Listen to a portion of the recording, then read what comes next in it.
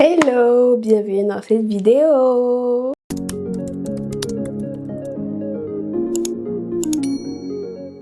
J'espère que vous allez bien. Aujourd'hui, on se retrouve pour une nouvelle vidéo. On va parler de mon parcours sur Rakuten. J'ai déjà fait une vidéo sur comment je me suis débarrassée de mon acné. Et là, je vais faire un focus sur Rakuten parce que moi, c'est Rakuten qui m'a vraiment aidé à ne plus avoir de boutons. On va parler un peu des effets secondaires et du traitement. C'est un médicament qui est assez difficile et assez lourd. Et je vous explique en fait comment c'est passé de A à Z. Faut savoir que moi, j'ai commencé Rakuten en septembre 2023. Du coup, c'était il y a 3 ans. Franchement, ça passe super vite. Et j'ai commencé ça après avoir fait un suivi auprès d'un dermatologue. Vraiment, ça a été au dernier recours parce qu'on avait testé pas mal d'antibiotiques avant qui n'ont pas fonctionné. Vraiment, c'était un dernier recours pour me débarrasser des boutons qui restaient et qui persistaient malgré tous les traitements précédents. Du coup, moi, j'ai fait Rakuten pendant 7 mois. J'ai commencé en septembre 2023 et j'ai fini environ en juin 2024. Donc, à peu près 7-8 mois. Et pour commencer le Rakuten, j'ai dû être mise sous pilule. Du coup, j'ai dû consulter une gynécologue qui m'a prescrit une pilule. Moi, j'ai pris de l'élo. Franchement, ça s'est bien passé sur l'élo. Après ça, j'ai fait une prise de sang, je pense, 3 mois après avoir commencé la pilule. Et mes résultats sont revenus normaux. Du coup, j'ai continué dessus et jusqu'à présent, c'est ce que je prends. J'ai pas eu de problème avec. Moi, j'ai choisi de ne pas arrêter la pilule parce que j'ai eu un peu peur que ça chamboule un peu mon cycle hormonal. Du coup, j'ai décidé de continuer là-dessus vu que j'en prenais. J'ai un peu peur, je vous cache pas. Du coup, sur Rakuten, franchement, ça a été assez compliqué parce que moi, j'ai commencé directement à 50 mg. Donc, c'est quand même Enfin, je pense que c'est le plus élevé. Je suis pas sûre, mais je pense que c'est le plus élevé. Du coup, c'était assez difficile physiquement. J'avais vraiment la peau super sec et j'avais les lèvres aussi super sec, les lèvres gercées. Franchement, les lèvres c'était vraiment douloureux, surtout que on parle, du coup la bouche elle bouge beaucoup et j'ai essayé vraiment plein de produits de pharmacie pour aider à lutter contre ça et ça a plus ou moins fonctionné. Pourquoi? Parce que ça faisait plus aussi mal, mais j'avais quand même l'aspect des lèvres assez sec. Quand tu me voyais, tu sentais que mes lèvres étaient secs et tu te demandais mais pourquoi elle a les lèvres aussi secs en fait?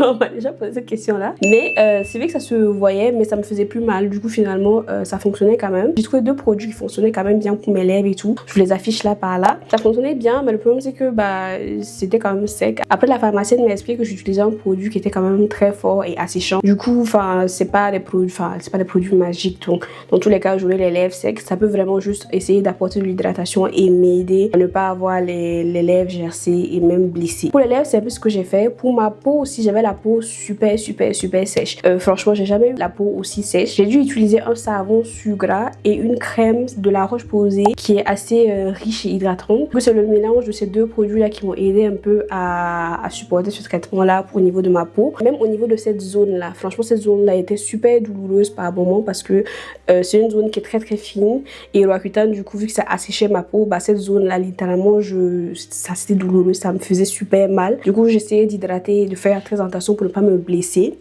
Et aussi chose assez bizarre sur Rakuten, ça m'a donné des hémorroïdes, voilà.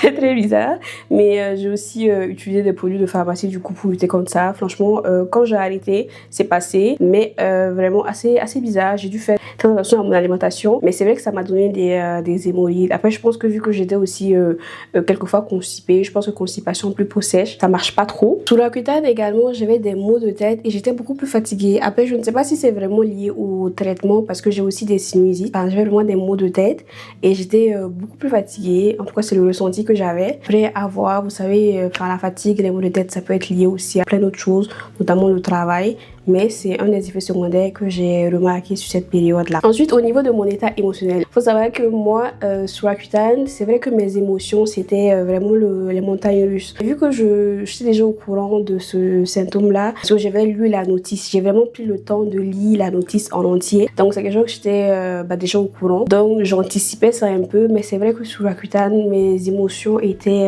j'avais l'impression d'être dans ma période de menstruation. Voilà, en fait. C'était... Puis, j'étais très sensible et très associative. C'est-à-dire que quand tu me disais quelque chose ou me faisais quelque chose, j'interprétais un peu trop les actions et je prenais trop les choses un peu personnellement. Ou je pensais beaucoup, par exemple, j'étais là, mais est-ce qu'elle, c'est vraiment mon amie pour qu'elle me fasse ça? Même si la personne n'a pas fait grand chose à vrai. J'interprétais beaucoup et honnêtement le fait que je me rendais compte que c'était pas mon caractère de base, que j'étais pas comme ça m'a permis un peu aussi de prendre du recul. Du coup quand je commençais à agir un peu bizarrement, je me disais ouh ça, on va essayer de se calmer, on va prendre du recul parce que je voulais pas aussi créer des bagarres et tout, créer des discussions pendant cette période là parce que après bah finalement tu vas regretter parce que quand tu vas y repenser, tu vas te dire mais en fait c'était rien, c'était pas si grave que ça. Donc ce que je faisais c'est que j'essayais de prendre du recul, vraiment beaucoup de recul et mais c'est vraiment une période où je pleurais quand même. Voilà, je suis pas quelqu'un qui pleure beaucoup mais j'étais quand même très susceptible, du coup je pleurais, je prenais les choses un peu à cœur et c'est vrai que c'était assez difficile sur ce point là émotionnellement, c'était quand même difficile. Mais j'essayais aussi de penser aux points positifs parce que moi quand j'ai commencé Roaccutane, faut savoir que moi j'ai eu la peau lisse super rapidement. J'ai eu plus de boutons en 1 mois de traitement et franchement je vous mettrai les photos si j'ai reçu genre le tour. Mais en 1 mois de traitement j'ai fait plus de boutons. Du coup vraiment ça m'a motivée. J'étais vraiment motivée aussi à continuer parce qu'en fait le médecin m'a dit qu'on allait quand même continuer le traitement jusqu'au bout parce que il voulait pas qu'on arrête brusquement et que finalement je sois pas vraiment traitée, que quand je finisse Roaccutane le bouton recommence. Donc il m'a dit qu'on allait aller au bout du traitement. Vraiment j'essayais de me projeter, à me dire allez il te reste quelques mois, tiens le coup, ça va aller, juste continue à prendre ton traitement, ça va aller. Et le traitement, moi je mettais des rappels pour ne pas oublier parce que bah faut pas oublier en fait son traitement. Du coup je mettais des rappels pour pas oublier. Donc vraiment tous les jours à la même heure je prenais mon traitement, j'oubliais jamais. J'étais vraiment tellement motivée. Moi les médicaments c'est deux. Franchement j'ai pas de problème à prendre des médicaments mais c'est vrai que souvent j'oublie. Mais là sur cette période là j'étais assidue. J'étais plus qu'assidue, j'oubliais jamais, je prenais toujours mon traitement. Je faisais très attention. Faut pas oublier aussi que quand on est sur Roaccutane, il faut qu'on fasse à chaque fois des prises de sang. Ça franchement c'était assez difficile parce que moi j'aime pas les prises de sang. J'aime pas du tout les prises de sang. Du coup fallait que j'aille me faire piquer tous les mois et fallait aussi avoir une très bonne organisation sur le Roaccutane. Il faut avoir une bonne organisation parce que il faut que quand vous faites votre prise de sang qui est 1 semaine de délai entre la prise de sang, votre rendez-vous et récupérer vos médicaments à la pharmacie. Parce que si vous dépassez les 1 semaine, votre médecin peut refuser de vous donner le traitement. Votre pharmacie peut vous refuser de vous donner le traitement. Moi, je sais qu'une fois, j'étais vraiment limite.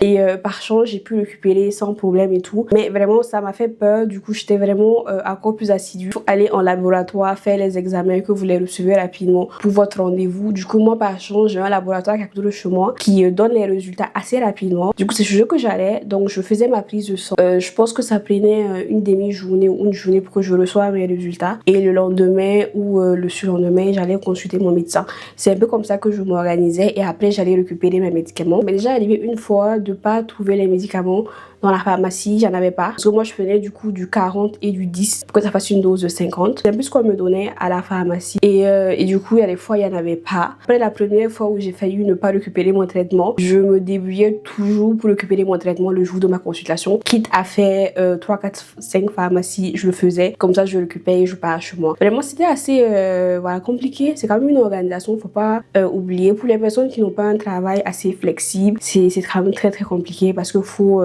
une fois par mois aller faire sa prise de sang et aussi aller consulter. Vous savez que les dermatos, bah c'est quand même compliqué les horaires.